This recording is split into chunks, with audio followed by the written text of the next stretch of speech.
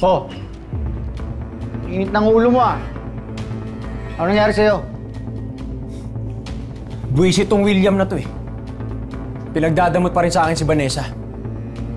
Akala niya siguro, basta-basta ako nalang susukuhan ng anak niya.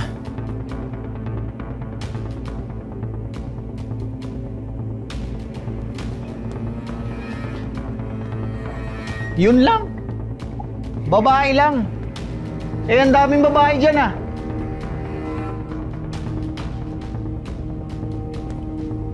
Yan lang talaga sasabihin mo.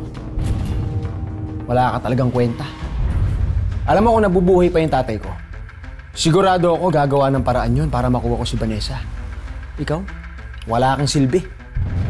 Hoy, huwag mo ako itutulad sa tatay mo ah. Kung siya madali mong mauto, ibahin mo ako. Magpasalamat ka, naging pamangking kita. At ikaw na lang ang natitira kong kadugo. Pero pag napikon mo ako, pakakapitan kita sa talaba.